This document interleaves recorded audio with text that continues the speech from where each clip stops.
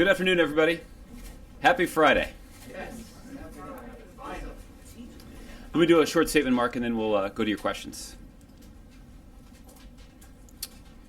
Today actually marks the one-year anniversary of the commencement of airstrikes in Iraq against ISIL targets. You will recall 1 year ago today that ISIL had advanced unimpeded across Iraq. Fallujah and other parts of Anbar had already fallen earlier in the year. Mosul had fallen, Tikrit had fallen, Kirkuk had fallen. ISIL was advancing rapidly on Erbil and Baghdad, where U.S. government personnel were located. And ISIL forces were laying siege to Sinjar Mountain, threatening genocide against the Yazidi people. ISIL had committed, and they still commit, by the way, atrocities against all of Iraq's diverse communities: Sunni, Shia, Kurd, Christians, Yazidis, Turkmen, Shabak, and others. But in the last year, we have made considerable progress in our effort to degrade and ultimately destroy ISIL. The U.S.-led coalition has now hit ISIL with more than 6,000 airstrikes. The coalition has also taken out thousands of fighting positions, tanks, vehicles, bomb factories, and training camps. In Iraq, ISIL has lost the freedom to operate in some 30% of the territory that they held last summer. Overall, ISIL has lost more than 17,000 square kilometers of territory in northern Syria. That's over the course of the last year. And they're now cut off from all but 68 miles of the more than 500-mile-long border between Syria and Turkey. Coalition forces have repeatedly struck ISIL leadership targets to an extent that ISIL leadership targets no longer have a safe haven. And the United States and our coalition partners are taking steps to interrupt ISIL's finances and make it more difficult for the group to attract new foreign fighters. As the President has said, this campaign will take time, and there will be setbacks along the way, but we and our coalition partners have made progress, and we will ultimately prevail. While our commanders continue this mission, there is one thing that Congress can do to support their efforts. They can vote on the authorization for military force against ISIL that the President sent to Congress nearly 6 months ago. There's simply no excuse for members of Congress to continue to dodge this debate while our men and women put themselves in harm's way to support our effort to defeat and ultimately destroy ISIL. So with that, let's go to questions. Mark? And I'd like to shift straight to Iran. Okay. And the two very large-scale defections you had, Chuck Schumer and Eliot Engel. How big a blow is that to the administration's effort to avoid having Congress torpedo this deal? And do these otherwise loyal Democrats now they've joined the group who the president thinks are pursuing the fantasy of a better deal, who are choosing a form of war over diplomacy, and who are in some cases making common cause with the folks shouting death to Americans? Well, Mark, the President certainly stands by the arguments that he made in his speech at American University on Wednesday. You cited the two members of Congress that have come out in opposition to the deal since the President delivered his speech. But we're now up to, let me just do the math here, I think we're up to 12 members of Congress that have come out in support of the deal. And that's 7 in the House and 5 in the United States Senate. So certainly the two members that you mentioned are influential members of Congress, but they have one vote. And since the speech, we've gotten substantially more votes in support of the deal. And I think that's an indication of how persuasive the President's speech was and how persuasive a case it is that he's making to members of Congress and to the American public. It's not every day you lose the guy who's going to be, the #1 Democrat in the Senate. And again, does Eliot Engel now, are they classified as these people who are rejectionists for reasons that the President has questioned? Well, I think what the President took on directly in his speech is that the individuals who are advocating for the defeat of this agreement are the same people who made the same arguments in 2003 in the march to war against Iraq. So this includes people like Mitch McConnell and John Boehner and John McCain, and more recent newcomers like Tom Cotton and Donald Trump. That's why on the other side, the group of people who are supporting the agreement are those individuals who, like the President of the United States, opposed the Iraq war from the beginning or have since acknowledged that the congressional vote in support of that march to war was a mistake. And I mentioned some of their names already. Senator Gillibrand and Senator Baldwin are two of the newcomers, but there are also people like Nancy Pelosi and Dick Durbin and Adam Schiff who have strong records on these matters. So anyone, and Mark, you'd be in this category, anybody who's been covering American politics for the last 12 or 13 years would recognize the fault lines of this political argument. It's not new, and this is a difference of opinion that President Obama and Senator Schumer have had dating all the way back to 2003. That all said, that's why I would describe this as an announcement that was not particularly surprising to anybody here at the White House, even if it was disappointing. But it doesn't change our confidence that we'll be able to mobilize a substantial majority of Democrats in both the House and the Senate in support of the deal, and if necessary, to sustain the president's veto. All right. Since you mentioned the Trump word, let me shift quickly to the debates. And since the president, As if you needed to know. And since the president wouldn't answer our questions about whether he'd watched the debate, can you tell us whether he watched the debate? What was his reaction to it? I did have an opportunity to speak briefly with him this morning, and he indicated that he did not watch the debate last night. I did have the opportunity to watch the debate. I was disappointed that it started so late. So there was a point where I did doze off for a little bit during the debate, but I woke up and thought I'd been transported back to 2012, where we saw a variety of Republicans making outlandish and certainly outside the mainstream claims about the country and claims about their views and priorities. And I don't think that Republicans found that to be a particularly useful line of attack last time, but it appears they may be fixing to do it again. So were you surprised by any of what you saw, or did you just not feel the need to fact check anything? Not particularly. And you said the president didn't see any of it. You also indicated yesterday he might at least catch clips or something. So he's like seen nothing of the debate. Well, I think he has seen he has seen some of the coverage of the debate, but he did not watch it last night. Okay, Jeff.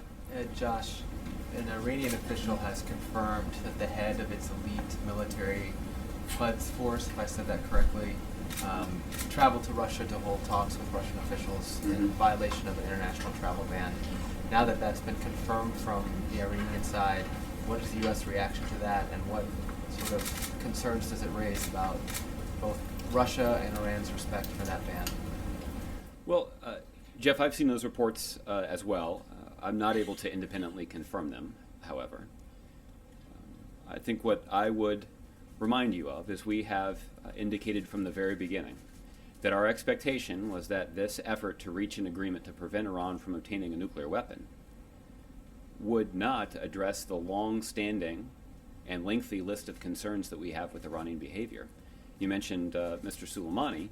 He in particular is someone who has been subject to U.S. sanctions for quite some time because of the effort that he has undertaken to support terrorist organizations around the world.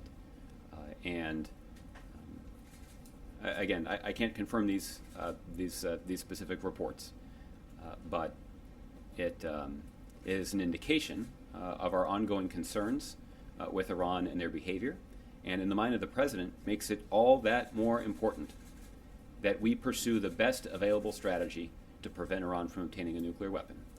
And that's exactly what the president believes this diplomatic agreement is. Does it raise any concerns about Russia? Well, again, we have found over the course of this diplomatic engagement in the context of the P5+1 negotiations that Russia has been an effective partner. And the international community and the citizens of Russia have benefited from their willingness to cooperate with the broader international community in reaching an agreement that would prevent Iran from obtaining a nuclear weapon. And we hope that Russia will continue to act cooperatively with the international community moving forward. But you're not worried that they would be holding meetings with an Iranian military? I'm not in a position to confirm the individual reports. Okay. Going back briefly to Iran, does this development, which you've characterized as not surprising but disappointing, change the calculations for a lobbying campaign going forward over the next 2 weeks? Does it change your answer to my question yesterday about the president's engagement while he's on vacation? No, I do not anticipate that the president will spend a lot of time making calls on vacation. I think it's possible that the president could make some one-off calls, but I think most of the president's time on Martha's Vineyard will be spent with his family or on the golf course or a little bit of both. And overall, are you still confident about support for the deal? You've listed the people who have come out in favor of it, but you've still got a ways to go. Well, I think, Jeff, what's clear is that there are still a number of people who have not announced a position on this issue. And that's why you can expect that there will be continued discussions between senior administration officials and members of Congress even over the next several weeks that Congress is out of town. And we do continue to be confident in our ability to build strong majorities in both the House and the Senate among the Democratic caucus. One of the reasons that is the case is that there's ample public data to indicate that this is an agreement that Democrats across the country support. And there's even some polling data to indicate that there are majorities of American Jews who support this agreement. And that continues to give us confidence that as people consider the terms of this agreement and as they consider the strategy to prevent Iran from obtaining a nuclear weapon, we've got a strong case to make in terms of persuading members of Congress and the American public that this is, in fact, the best approach. Okay. Justin? One more on Senator Schumer. A number of former senior administration officials, including Dan Pfeiffer and John Favreau last night, tweeted suggesting that between this and what Senator Schumer said about Obamacare in the past, that the base might not support him as the Democratic leader in the Senate. I'm wondering if Senator Schumer's position on this issue has brought that question to any doubt at the White House. Well, ultimately, this is a question for Democratic senators, and this is a vote that they will cast in early 2017. I believe that's the way the system would work. So, I got this was a line of questioning that came up in this context when Senator Reid announced his retirement, and I said at the time that the White House did not anticipate, this White House at least, would not take a position on those future leadership elections in the Senate Democratic Caucus.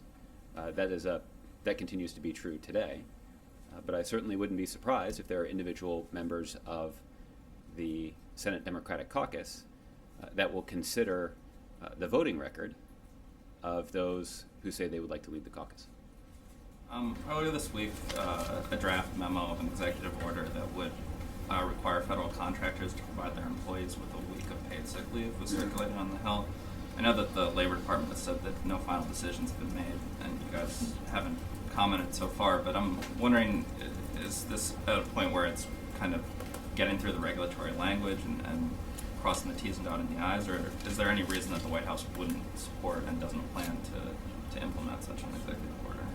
Well, Justin, I don't have any comment on consideration of possible executive actions that the President of the administration might take in pursuit of priorities that we have laid out. The President has certainly made clear that he believes that middle-class families and our broader economy would benefit if more families had access to paid leave. That those kinds of policies help middle-class workers better balance the obligations they have at the office with the obligations that they have at home. And when those policies are effectively implemented, they have a way of improving productivity and bolstering loyalty to the employer. That's why we've seen so many private sector companies take action on their own to implement these kinds of policies. And I know that I believe it was Netflix earlier this week, got a lot of attention for a paid leave policy that they're implementing at that company. And they're not doing it out of charity. I'm confident they think it's good for their business. And the president's made no secret of the fact that he believes this would be good business for companies all across the country. But I don't have any announcements to make at this point about executive actions that may be under consideration in pursuit of that goal.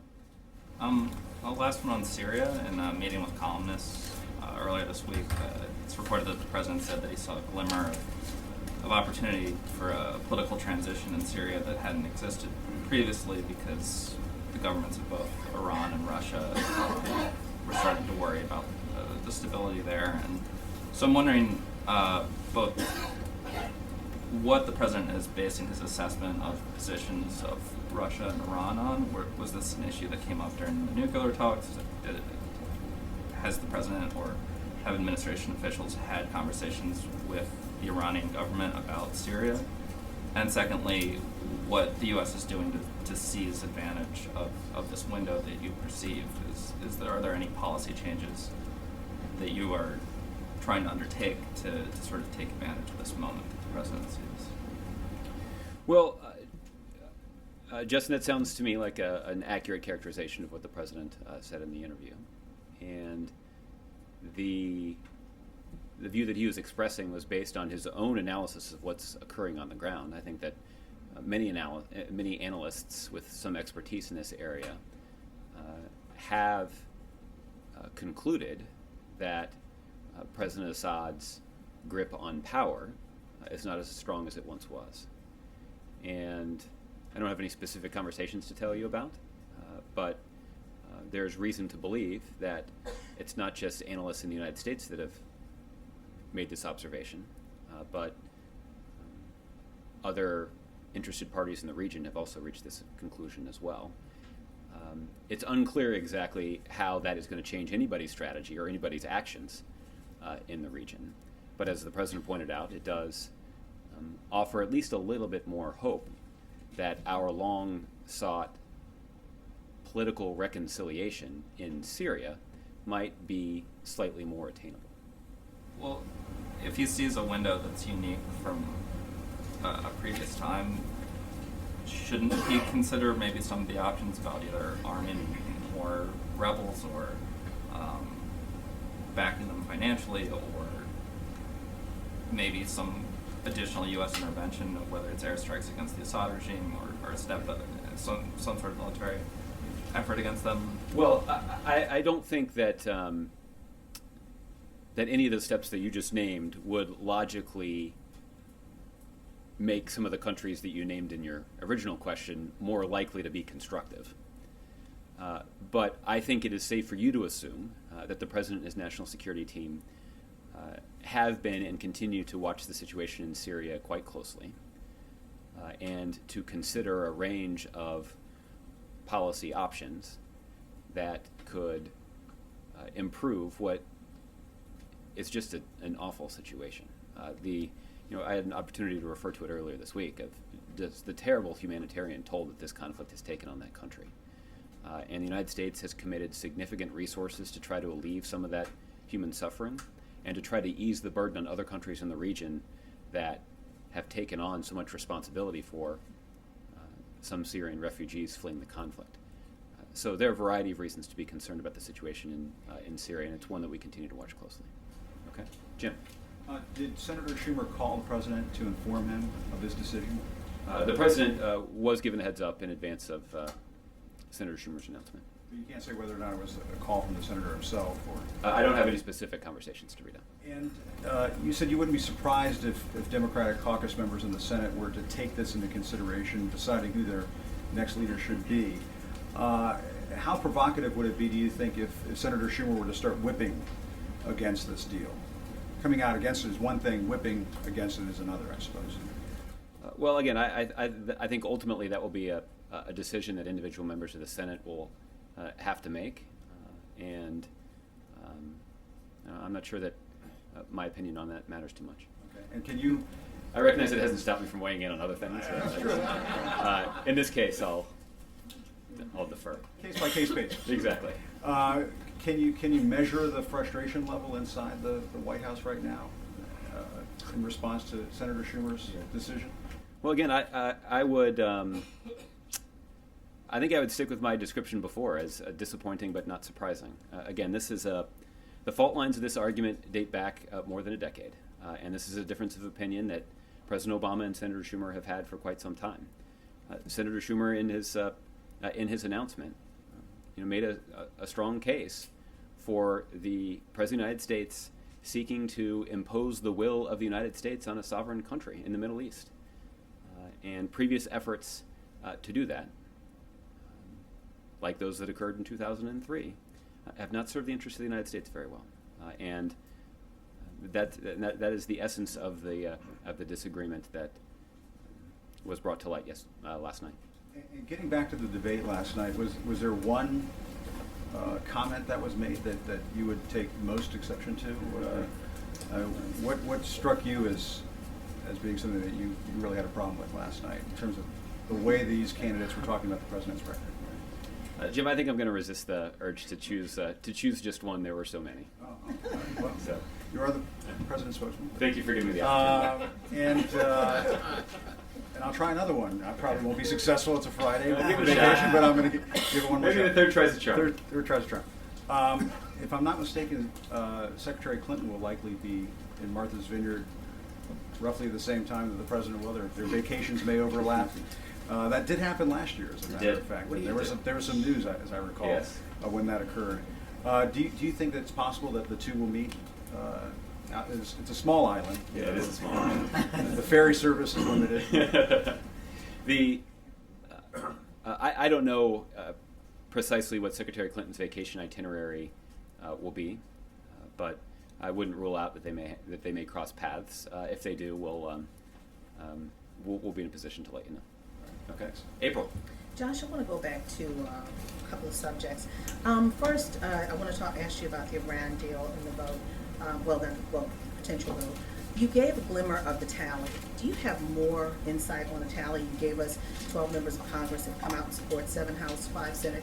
What's the overall number that you have so far? I don't have an overall number in front of me, and even if I did, I'm not sure that I would share it. Why did you share this one? To illustrate the persuasive power of the speech that the president delivered on Wednesday. That these are just and again, the tally that I gave you, those are individuals who've publicly announced their support. So merely as a service to you, I collated the public statements that had been issued and tallied them up for you.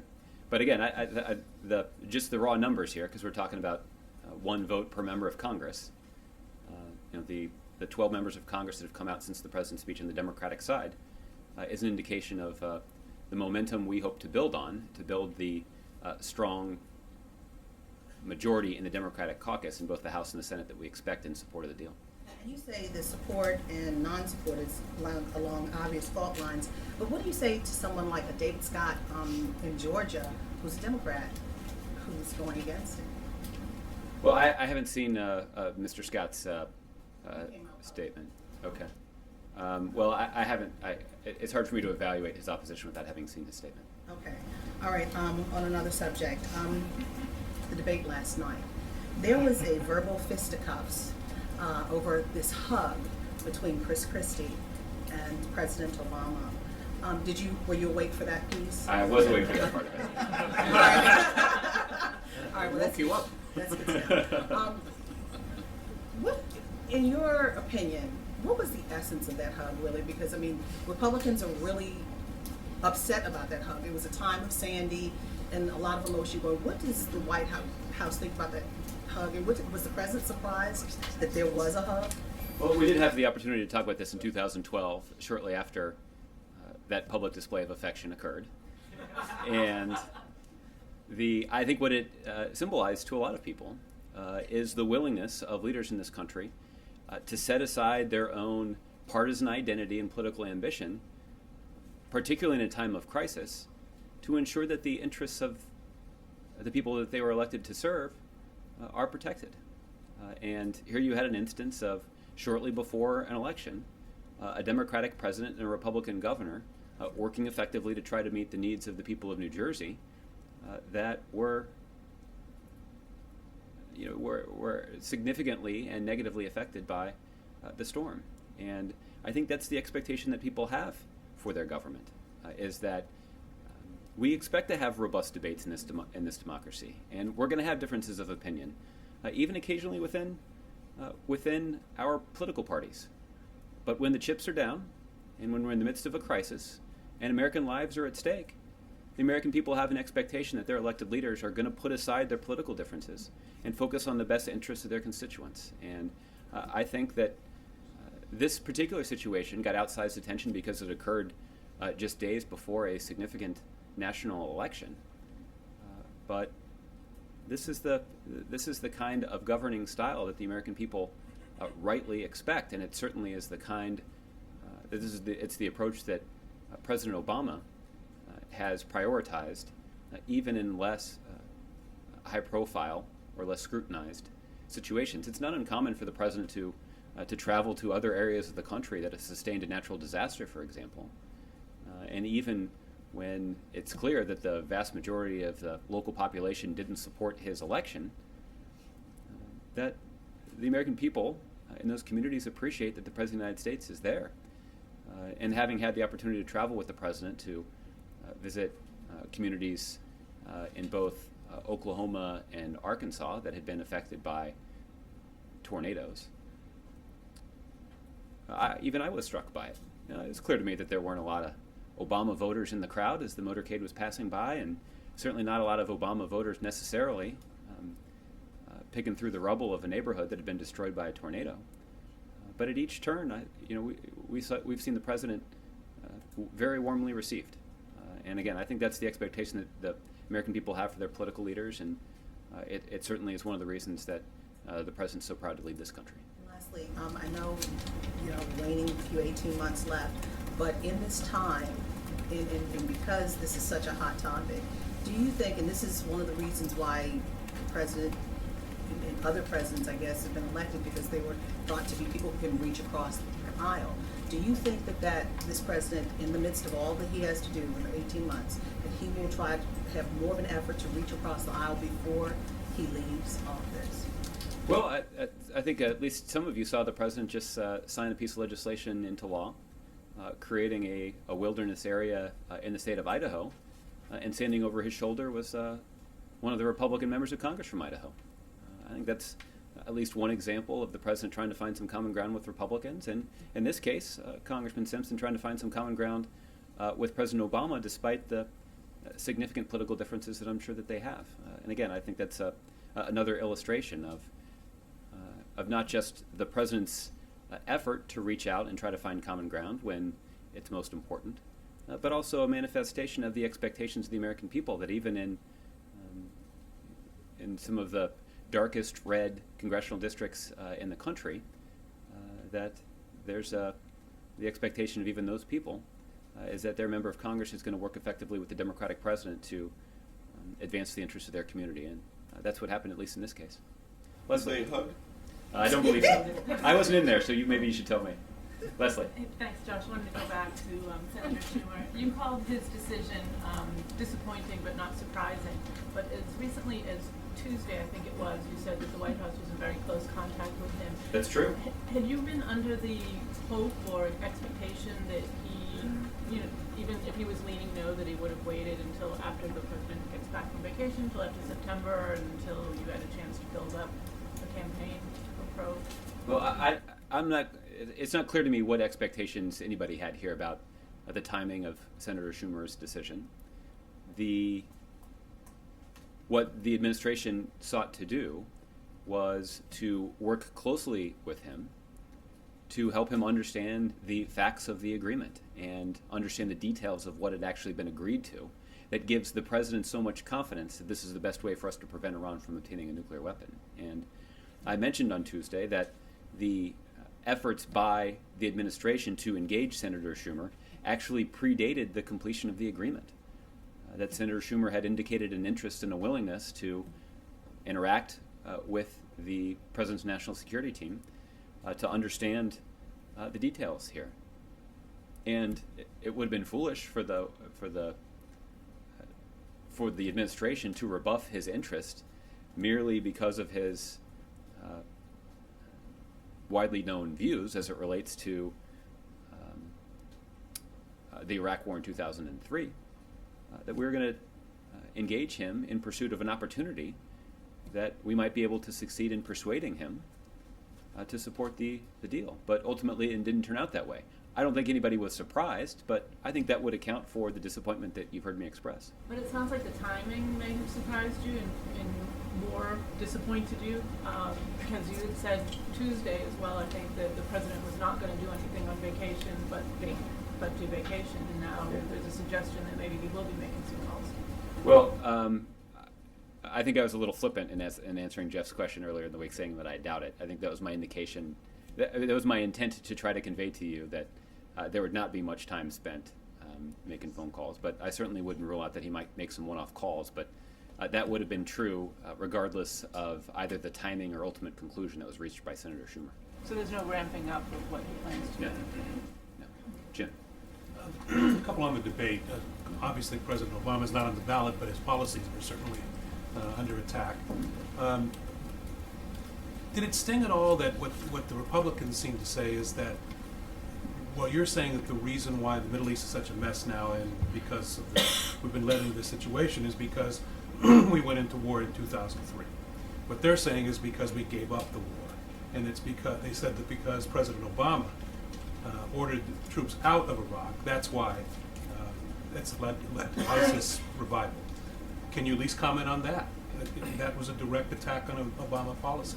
Well, Jim, I think it does serve to illustrate the starkly different approaches that is pursued by some Republicans and the approach that's pursued by President Obama. President Obama has made clear that he does not envision a scenario in which U.S. military personnel will be engaged in a sustained offensive ground combat operation in Iraq or in Syria.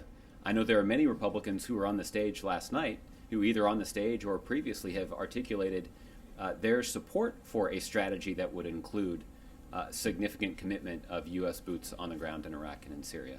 The President does not believe that that would be the best way to advance the national security interests of the United States.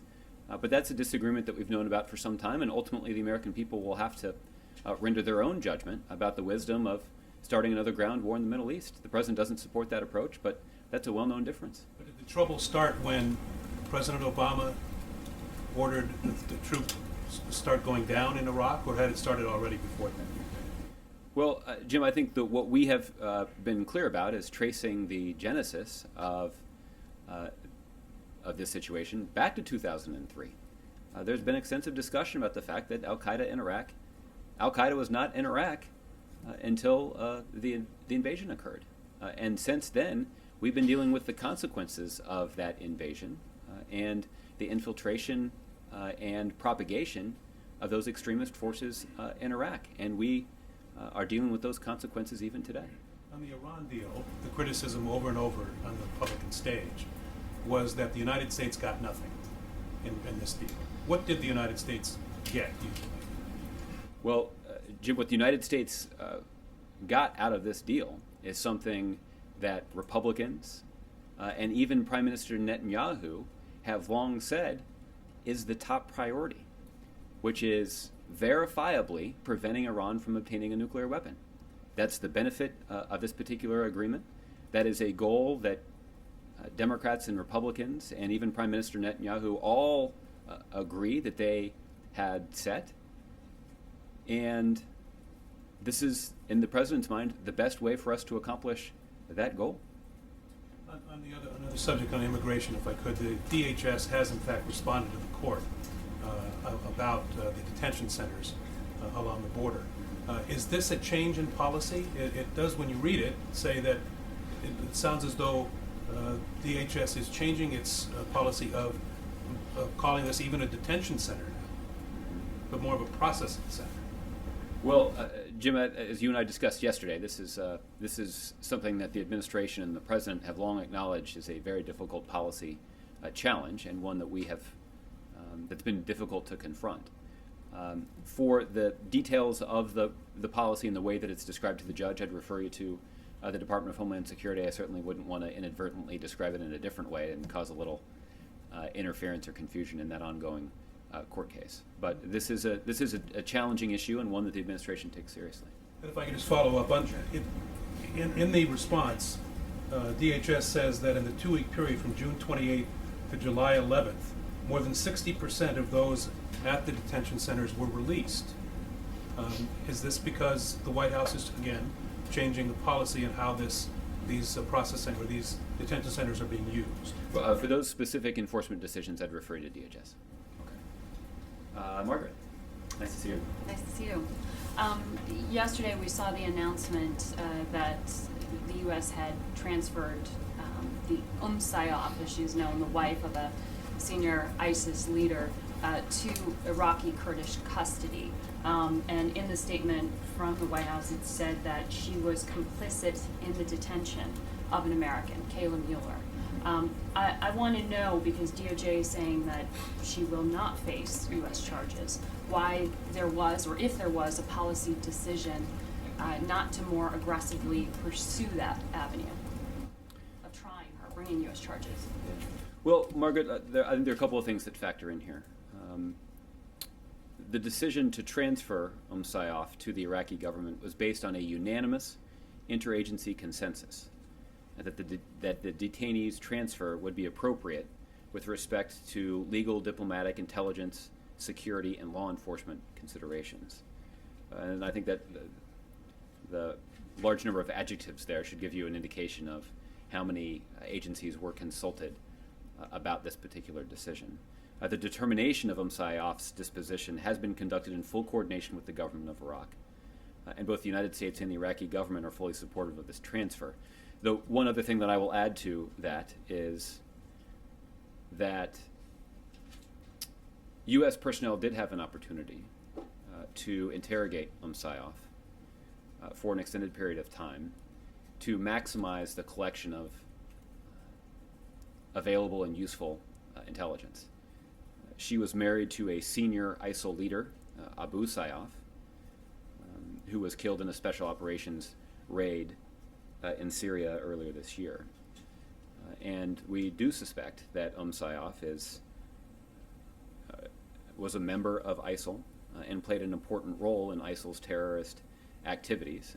And we do believe that she and her husband are complicit in the captivity of a U.S. citizen, Kayla Mueller. We believe they were also complicit in the captivity of a young Yazidi woman who was rescued at the time of Sayyaf's capture. We have a firm belief that in the context of the Iraqi criminal justice system, that she will be held to account for her crimes. Given everything you just laid out, is there frustration, is there disappointment that now someone so complicit and engaged at a fairly senior level of ISIS now is outside the reach of U.S. justice and won't face U.S. charges? Well, again, the decision to press charges in a U.S. court is made by prosecutors at the Department of Justice, and that's a decision that they would make, and they may be able to give you more of an explanation for the decision that they've made. At the same time, the reason that you had broad interagency consensus that this was the right approach is that the United States has confidence that Sayyaf will face justice in the Iraqi criminal justice system. And lastly on that, you've talked a fair amount about a review of hostage policy that the United States has undertaken. How was this communicated to the family? Was there communication from the White House to the family of Kayla Mueller in regard to this? Yes, it was communicated to Ms. Mueller's family prior to this public announcement. By the newly created structure? That's a good question. I don't know exactly how that communication occurred, but it was communicated to Ms. Mueller's family here in the United States before any public announcement of this decision was made. Okay. Andrew. Another question on Sayaf. She was captured in Syria. Her alleged crimes took place in Syria. She was living in Syria. Why is she being sent to Iraq? She's an Iraqi citizen. Has she committed a crime in Iraq? Well, I'd refer you to the Iraqi criminal justice officials about that. Obviously, there's some reason to be a little skeptical of the effectiveness of the Syrian criminal justice system at this point. But for the charges that she'll face and where they took place, I'd refer you to Iraqi criminal justice officials. Okay. But the reason for her transfer to Iraqi criminal justice officials is because she's a citizen of Iraq. Also in Syria, does the president think that it would be useful to have a pause or a rethink in the train and assist mission, given that the cohorts of U.S. fighters that have been deployed have either been captured, killed, gone to ground, or are refusing to fight Nusra? It seems like that's more than just a setback. It seems like a failure of the program. Well, Andrew, I think we've been pretty forthright and candid about the significant challenges that we've faced in trying to implement this train and equip strategy when it comes to recruiting, training, and supporting moderate Syrian opposition fighters to take the fight to ISIL on the ground inside of Syria. One of the most significant challenges that we faced is actually conducting background checks of these individuals, that there is a priority that's placed on making sure that the individuals who go through this training program and receive significant military equipment from the United States and our coalition partners are not individuals who are prepared to turn right around and use that training and equipment against coalition forces or other moderate Syrian opposition elements operating in Syria. So this has been a difficult challenge, and as I mentioned yesterday, the president has been briefed on the current state of this mission, and I've often said that the United States, that the president and his team is interested in working closely with our coalition to make sure that we are constantly reviewing the policies that we have in place and updating and improving and refining them when necessary to better accomplish our goal. Are you still deploying U.S. trained fighters into Syria? Newly deployed? For an update on the current status of the train and equip mission, I'd refer you to the Department of Defense. Sorry, just one final question on Senator Schumer. He voted against the Iraq. He voted for the Iraq War. He described passing healthcare as a mistake, and now he's going to vote against the Iran deal. Does the White House have confidence in his judgment? Well, there are a variety of other areas where I could cite that Senator Schumer has been supportive of other Democrats in pursuit of the president's agenda. But there's no denying that this disagreement, this difference of opinion that emerged overnight, is one that has existed between Senator Schumer and President Obama for more than a decade. Nadia. I just want to follow up on Jeff's question. So, in the reports that you said you cannot confirm, one American official said that Qasem Soleimani has visited Russia. And actually, there's details of the visit, that he spent 3 days, he met with President Putin and other defense officials, etc. So he did not just violate your own travel ban, but he also violated the UN Security Council ban that was imposed on him in 2007. So at least, aren't you asking for some kind of investigation from the UN? Well, I'm not aware of. I'd refer you to our mission at the United Nations for information about any kind of requests that we're making of the United Nations.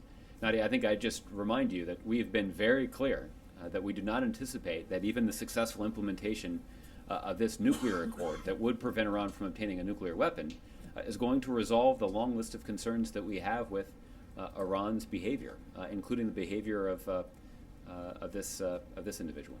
Let me put it differently. So, if this report is true, doesn't concern you that at least this person who's been in the forefront of the accusation or of your opponent against the deal, that actually he is going to be given more money and he will have more of a carte blanche to operate in the Middle East, that should worry you, should raise some kind of red flag? Well, the opponents who are making that argument are wrong. The sanctions against Mr. Soleimani through the United Nations will remain in place once the deal is implemented for 10 years. And the president has been clear that the U.S. sanctions against Mr. Soleimani are unaffected by the deal, that there are sanctions against Mr. Soleimani because of his support for terrorism that will remain in place. So we certainly are mindful of his activities, and our level of concern about them has not changed. I will tell you that our level of concern about his activities would be greater if he had access to a nuclear weapon. And that's why we're working so hard to prevent Iran from obtaining a nuclear weapon. Just on a breaking news, CNN just confirming that actually he did visit Moscow, or he went to Russia. It sounds like CNN's got some excellent sources. So, Mark. Josh, as President Obama readies to leave on vacation later today, would you say that he regards the past 7 months as especially tough, and that this is a vacation he really needs badly? I think it is true that those of you who have been closely following the president would note that his schedule has been especially demanding in the last several weeks. I think he would also be quick to tell you that the last several weeks have been especially rewarding for him. They've included an historic trip to Africa. They've included the completion of negotiations on an agreement to prevent Iran from obtaining a nuclear weapon that eventually got the unanimous support of the United Nations Security Council. It included, after a couple of snafus, the passage of Trade Promotion Authority legislation that we're hopeful will allow the United States and a dozen other countries in the Asia Pacific to complete a trade agreement. To say nothing of the Supreme Court rulings that once again upheld the constitutionality of the Affordable Care Act and affirmed a right for everyone in this country to marry who they love. And so it's been a rather rewarding, satisfying several weeks, even if the pace of those accomplishments and the pace of that progress has been rapid. But he did move up the departure by a day. Was he anxious to get out of town? Well, I think he took a look at his schedule and recognized that that he'd be able to fulfill all of his immediate responsibilities at a decent hour today that would allow him to spend the night in Martha's Vineyard and get started on his vacation first thing tomorrow morning. And I know that the president is looking forward to spending some time with his family when he gets up there. And Josh, did you ever find out what he was talking about when, at the start of his AU speech, he said even presidents have trouble with toner? Yeah. Do you know what he was talking about? I think there might have been a little bit of a snafu when it came to the backstage printer at American University. So, No wonder he needs to get out of town. If it's not one thing, it's another, Mark. Well, go ahead. Thanks, Josh. There was another major attack in Kabul today. In the last 24 hours, this is the second major one. After the new Taliban leadership, there has been increase in more strikes inside Afghanistan. Do you think this is still the right time for having peace talks with the Taliban? Well, let me start by saying that the United States condemns in the strongest terms last night's bombing in Kabul, which reports indicate killed more than 8 people. I think latest reports have increased that to 14 or 15, and there could be more. And wounded as many as 400 civilians, including women and children. This heinous attack demonstrates once again the ever-growing gulf between extremists and the people of Afghanistan. And it certainly shows the blatant disregard for human life on the part of those extremists. The fact is, in recent years, the Afghan people have endured much, but they are resilient, and are resilient even in the face of a brutal insurgency. We continue to believe and continue to urge the Taliban to heed President Ghani's call for reconciliation and make genuine peace with the Afghan government. Now, let me hasten to add that in terms of who is responsible for the attack, I'd refer you to the government of Afghanistan. I can't confirm that from here. But what is clear is that there does appear to be an opening, and we are hopeful that the Taliban will take advantage of that opening to try to pursue a genuine peace with the Afghan government. President Ghani's made clear that he would nurture and support that effort, and we hope that those overtures will be reciprocated by the Taliban. And secondly, several times from this podium you have said that countries like India, Japan, and South Korea are not going to be part of any international sanctions against Iran if this deal is not passed by the Congress. Is this based on a presumption, or these countries have specifically told you about it?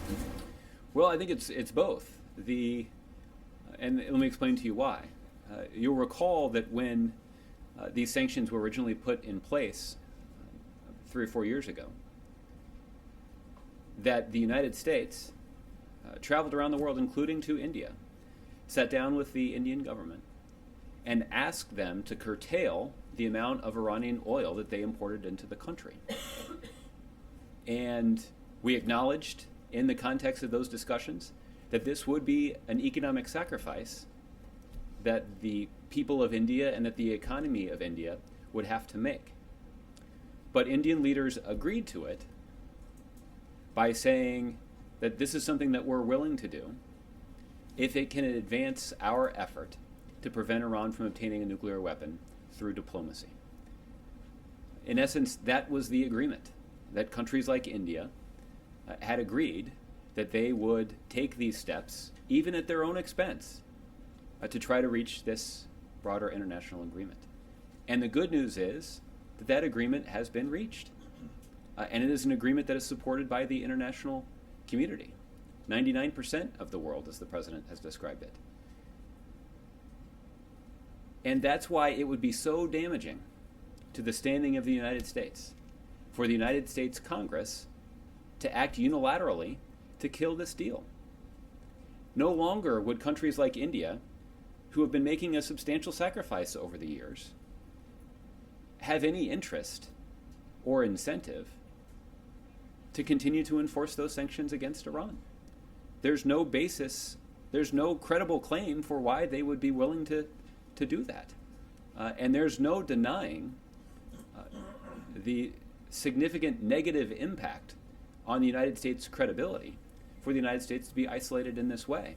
That's why the president has said if Congress were to move forward to kill this deal, or kill this agreement, it would in fact yield a better deal for Iran. Because what we would see is that Iran would get sanctions relief. They would have the ability to sell oil to India and get the proceeds of doing so without having to reduce their nuclear stockpile by 98%, without having to put 13,000 centrifuges in storage, without having to gut their heavy water plutonium reactor, and without having to submit to the most intrusive set of inspections that have ever been imposed on a country's nuclear program. That's why I've long said that the case before Congress is that Iran's going to get sanctions relief. The question is whether or not the United States and the international community is going to get anything for it. And that is ultimately the choice before members of Congress right now. And it's why we continue to be confident that we'll be able to build substantial support, at least in the Democratic caucus, in both the House and the Senate, in support of this agreement. Okay? Rich. Josh, in the past, the administration has charged Republicans with opposing certain administration initiatives with a personal sense, that it was the president's support for something that led Republicans to oppose it. Do you think, or does the president think that that's the effect here with the Iran deal? And if, let's say, a Republican president were to produce the same document, would Republicans oppose it as they do now? That's an interesting hypothetical. I think there are a couple of things going on here, Rich. I think the first one is there's no denying the fact that senior Republicans in the United States Congress appeared on television 2 days before the agreement was reached and announced to announce their opposition to the deal. Senator McConnell appeared on Fox News Sunday 2 days before the agreement was reached and proclaimed the deal, quote, a bad deal. This was even before the deal was reached, even before the deal was announced. So now the question is, why did he do that? Does he have remarkable powers of clairvoyance? That's possible. It seems more likely that he is committed to the kinds of arguments that he and other Republicans made in 2003 in the run-up to the Iraq War. That he's committed to this idea that diplomacy is not worth the effort, that war in the Middle East is easy and that we can easily work our will, and that the opinions of some of our closest allies and partners in the world aren't worth paying attention to. Those were exactly the arguments that were made in the march to war in 2003. And these are exactly the kinds of arguments that we hear from Republicans, including Senator McConnell, as they advocate against the deal. But does the president think that it's also a matter of him? If it were someone else negotiating, it's the fact that he has negotiated, or his administration has negotiated this deal, is what's led to a bulk of the opposition. Again, I think it's hard to tell. I think there are a variety of motives that could be ascribed here. I think the clearest one is that Senator McConnell is making the same argument that he made in 2003. And it's the president's view that those arguments and the policy that resulted from those arguments did not advance the interests of the United States in terms of going to war in Iraq in 2003. And he does not believe that they would serve well the interests of the United States if they were used to successfully kill an agreement that 99% of the world agrees with. Does the White House fear a multiplier effect from Schumer and Engel, senior Democrats opposing this, perhaps that they would sway other Democrats on the fence? Not particularly. I'll say a couple of things about that. The first is that there was a story in Politico, just looking for a Politico reporter today. Yeah, they're watching, I'm sure, carefully covering our words as we have this discussion. Politico did do a story sort of about the competing political pressures on Senator Schumer, and now that I've embarrassed them, I'm going to say something nice about them. Because of their diligence in reporting out that story, they interviewed a couple of Democratic United States senators who continue to be undecided, at least publicly, about whether or not to support this agreement. And both Senator Tester and Senator McCaskill were quoted in the story saying that Senator Schumer's eventual decision would have no impact on theirs. And I think it was even Senator Tester who hoped that the reporter wouldn't tell Senator Schumer that his vote wouldn't factor into his own decision-making on this. I think the other data point that I can point out to you, Rich, is that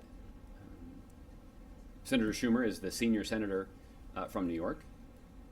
The junior senator from New York also came out yesterday, and she announced her support for the deal. And since Senator Schumer made his announcement, at least based on my tally, and I don't know if anybody's made any statements since I walked out here, but as far as I can tell, there's one Democratic senator who's announced an opinion since then, and it's Senator Tammy Baldwin who came out in support of the agreement. So I think there's a preponderance of evidence to indicate that Democrats are going to make up their minds not based on Senator Schumer's conclusion, but based on their own conclusions about the merits of this agreement and the strategy to prevent Iran from obtaining a nuclear weapon.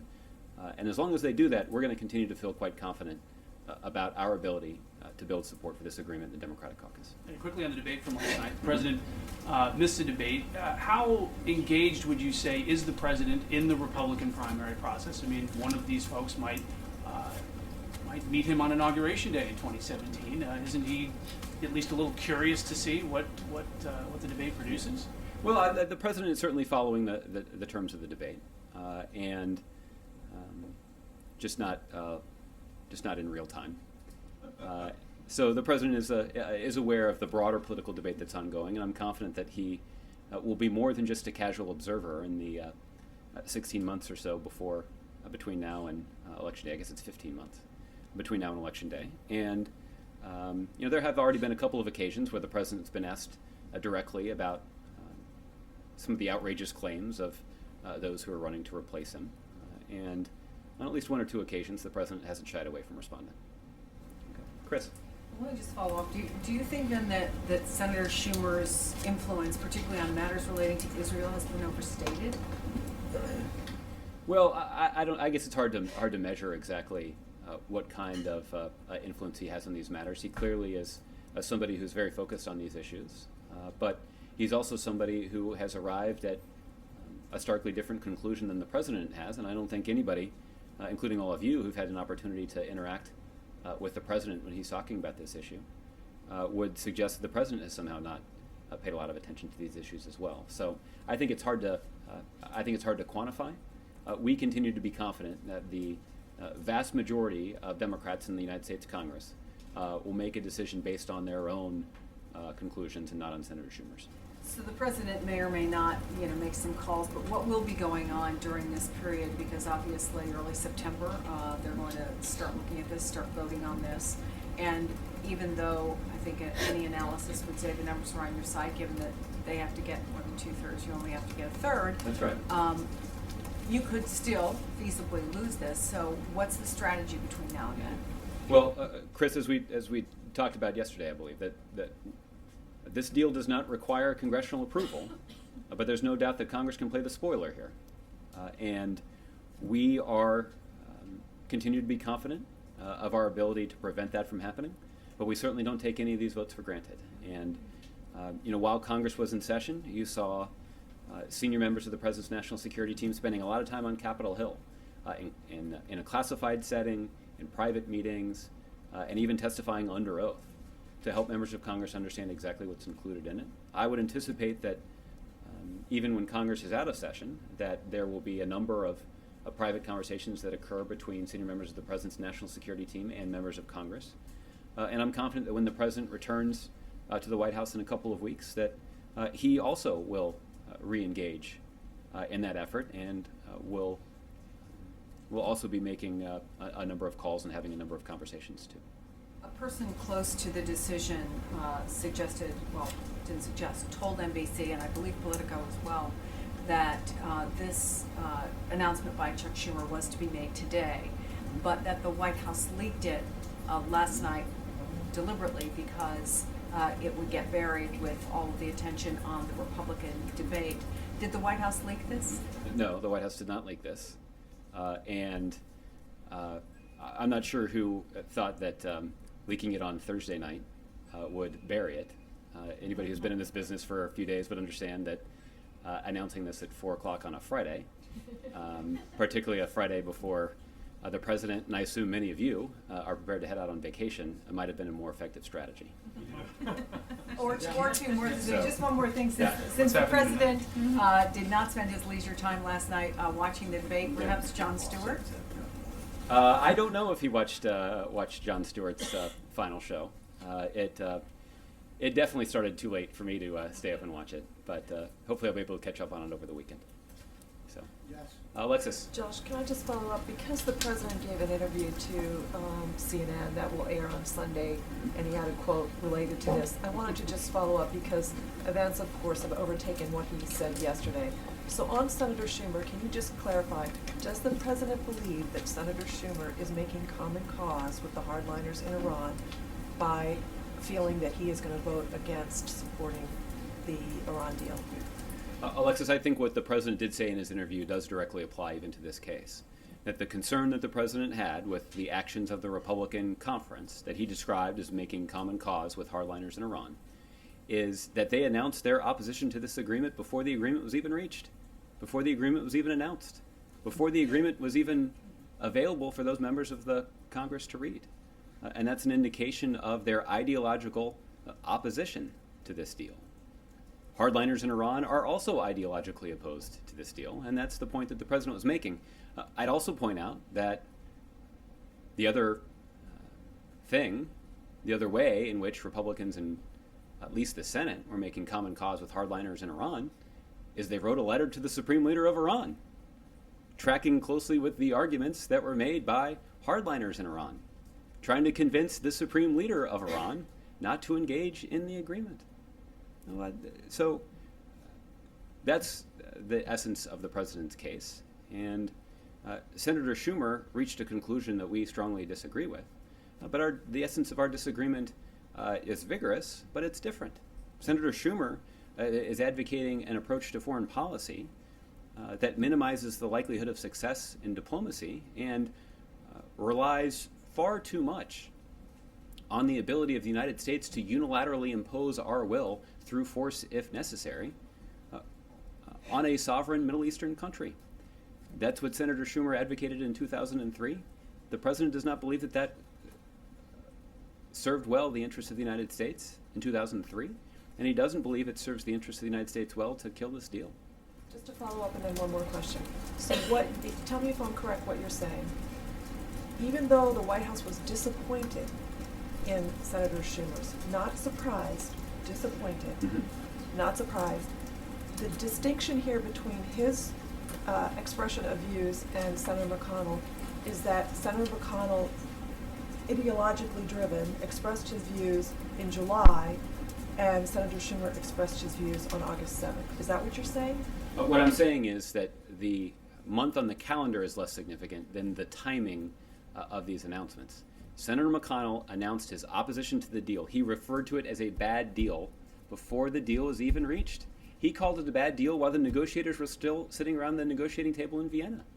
Far before the deal was reached, announced, or made available for his review. That's an indication that he was ideologically opposed to this, in the same way that hardliners in Iran were ideologically opposed to this agreement even before it was announced. You're maintaining that Senator Schumer had an open mind about this, but that the president's persuasion was not effective. What I'm saying is that Senator Schumer at least read the agreement, talked to the experts who were involved in negotiating it, spent time talking to experts to understand the nuclear basis for some of the strategic conclusions that were reached by our negotiators. That at least demonstrates a willingness to consider the arguments of the other side. And yes, we were disappointed that he didn't ultimately reach the same conclusion that we did. But given his well-known view on a range of foreign policy issues, the result is not particularly surprising. All right, one other question about the debate. Because the president at his AU speech encouraged the American people to contact their members of Congress, and because the debate last night had a viewership of something like 16 million people, regardless of political party, right?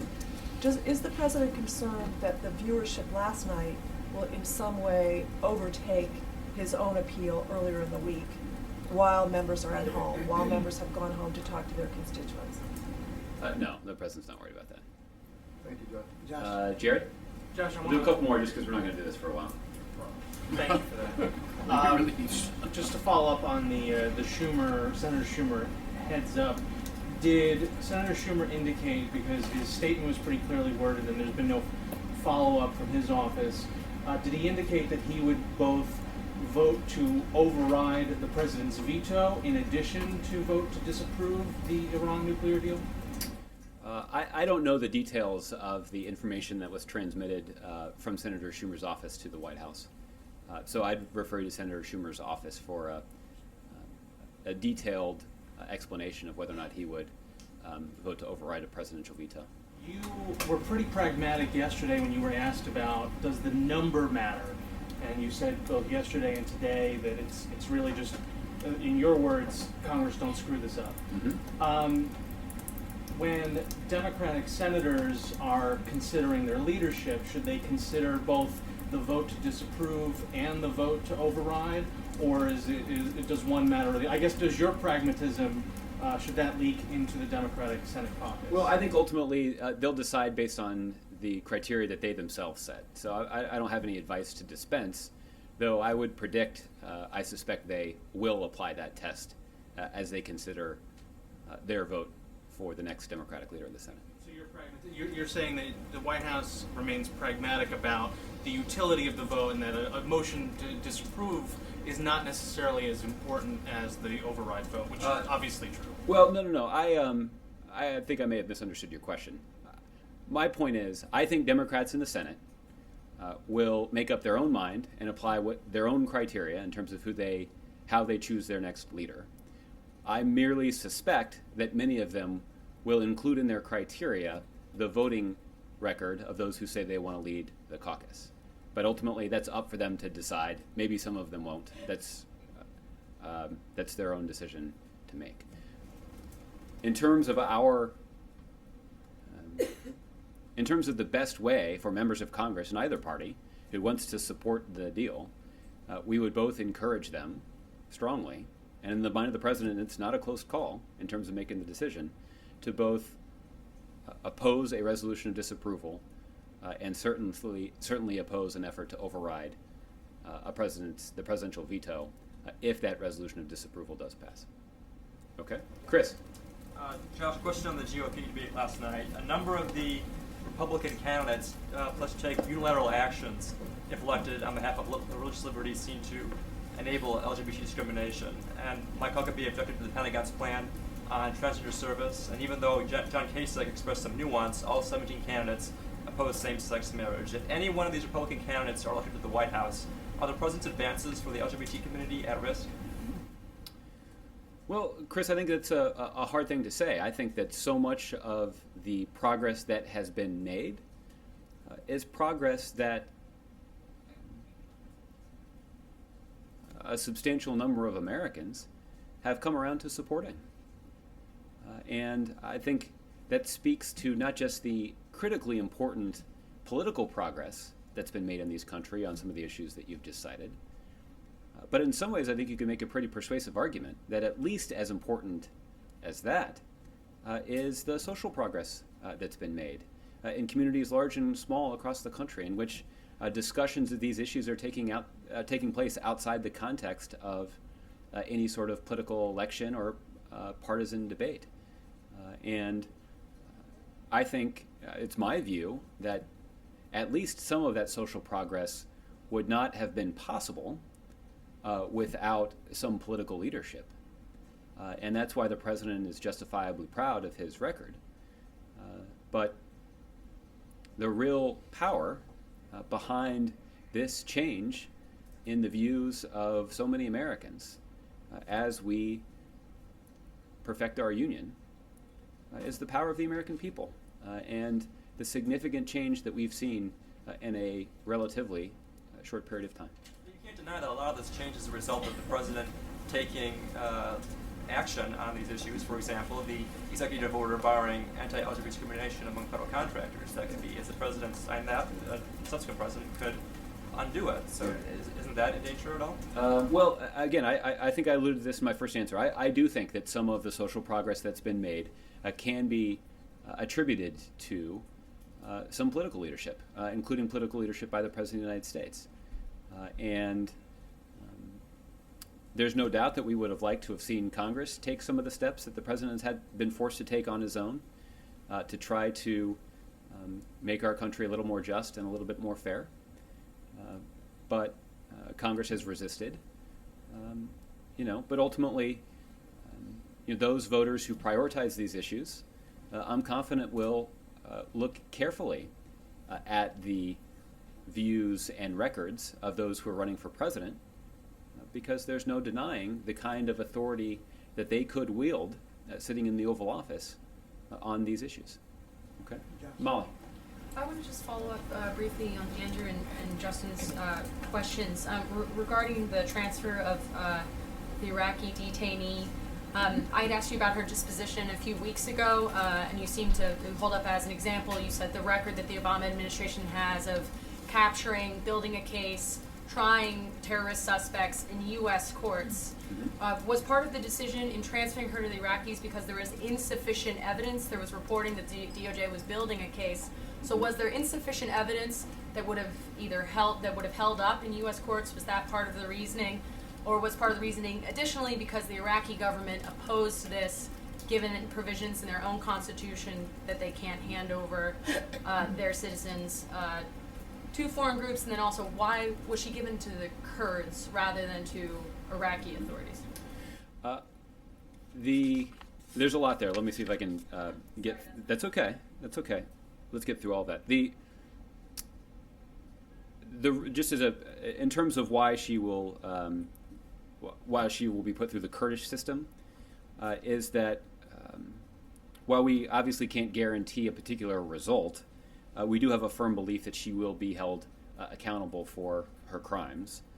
And the United States stands ready to cooperate with authorities in Iraq to support a prosecution and assist in ensuring that justice is served. The other relevant facts here is that Sayyaf has been detained and held in Erbil for the last few months. And in the course of that detention, we've worked closely with the Kurdistan regional government and the criminal justice authorities there. And one of the other reasons that this makes sense is in terms of having her go through the Kurdish criminal justice system relates to the location of potential witnesses who would take part in these proceedings. I'm not aware of any concern that the Department of Justice expressed about the weakness of their case. You can go speak to them more directly about this. But I do think that you could conclude that we believe this was the best course of action because, as I referred to earlier, this is the conclusion of the intelligence community, the diplomatic community, certainly our national security and our law enforcement officials, that this is the best disposition. And this is a conclusion that we reached in agreement with Iraqi officials as well. But did Baghdad ask for her? Did Baghdad request that the U.S. hand her over? I can tell you that the central government in Baghdad certainly agreed with the decision. And sorry, just one more. Tomorrow is the year anniversary of the military operation begun against the Islamic State. You had mentioned earlier to Justin that expanded military options in Syria might be counterproductive to efforts to come to a political transition. There's been some hesitance to discuss what authorities the U.S. might have when it comes to protecting the trained and equipped fighters against anyone they're attacked by, whether al-Nusra, ISIS, or the Syrian government. Is that reluctance due in part to seeing that discussion as counterproductive to a political transition? No, because I have been willing, in the context of this briefing earlier this week, to discuss the legal justification for actions that the United States and our coalition partners have already taken to defend those Department of Defense trained and equipped soldiers that are forces that are fighting ISIL in Syria. The administration has concluded that it is appropriate under the 2001 AUMF for the United States and our coalition partners to take strikes against extremists that are threatening U.S. or coalition-trained Syrian forces that are operating on the ground against ISIL. So that is a policy decision that's been made and a legal justification that we've already made public. Sorry, absolutely last one, I promise. But does the 2001 AUMF apply to strikes against Syrian government forces if they were to attack the troops that we're training and equipping and reinserting into Syria? Well, what we have indicated, I'm not aware of a firm legal analysis that's been done on this. Maybe there has. I've not been briefed on it.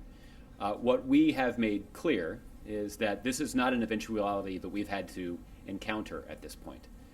Prior to the initiation of U.S. and coalition airstrikes inside of Syria, the United States government admonished the Assad regime against interfering in those operations. And that admonishment that we delivered to the Assad regime also applies to any temptation that the Assad regime may have to interfering with the efforts, the anti-ISIL efforts on the ground of Syrian opposition fighters that have been trained by the United States and our coalition partners. Okay. Goyle, I'll give you the last one. Thanks very much. Two timely questions. One, there are so many engagements going on between U.S.-India relations, and including Assistant Secretary of State for South Asian Affairs, Nisha Desai, made statements in New York. And also, I got an email from Ambassador Richard Verma from the U.S. Embassy in Delhi, where he said that under his administration during his 6 months in India, his embassy staff has done so much as far as U.S.-India relations are concerned in space and trade and other matters. My question is here now, Silicon Valley is ready to welcome Prime Minister Modi next month in a huge celebration and function like in New York he received the welcome. Is Prime Minister has been invited to the White House by President Obama before he leaves for the celebration of the UN 70th anniversary in New York? Goyle, I'm not aware of any planned visits by Prime Minister Modi to the White House in conjunction with his travel to the United States for the UN General Assembly. And second, this week marks the 3rd anniversary of the hate crimes at the Oak Creek, Wisconsin Sikh Gurdwara. Tomorrow, the members of the Sikh community is going to march from the Lincoln Memorial to the U.S. Capitol and the White House. And several lawmakers also made a statement, including Congressman Joe Crowley, against hate crimes against the Sikh community. Any statement from the President also, if anything has been done, because they are asking anything for their safety because of their look? Well, Goyle, when this tragic event originally occurred, we expressed our profound sorrow at the innocent loss of life and offered our sincere condolences to the families of those who had loved ones that were killed in this vicious attack. And I think what I would remind you of is that this administration has made countering violent extremism, like the violent extremism that we saw in Oak Creek, Wisconsin, a top priority. And this kind of extremism manifests itself in a variety of ways. And this administration is determined to work effectively with local elected officials and local law enforcement and with community leaders across the country in communities large and small to counter it. This is a challenge and a risk that the administration doesn't take lightly. And our efforts, thanks to the good hard work of our national security professionals, continue 24 hours a day, 7 days a week to try to protect the American people. So. And finally, my personal greetings and happy birthday to the President, and I wish him all the best and God bless him. Great. Thank you, Glenn. So with that, everybody, I hope that all of you will get the chance to take a little vacation while the President himself is enjoying a vacation. So while the President is out, we'll not be convening these briefing settings. So I got a couple of weeks off. Enjoy it. Take care, guys. Wish you all the best. I don't know. Stay tuned.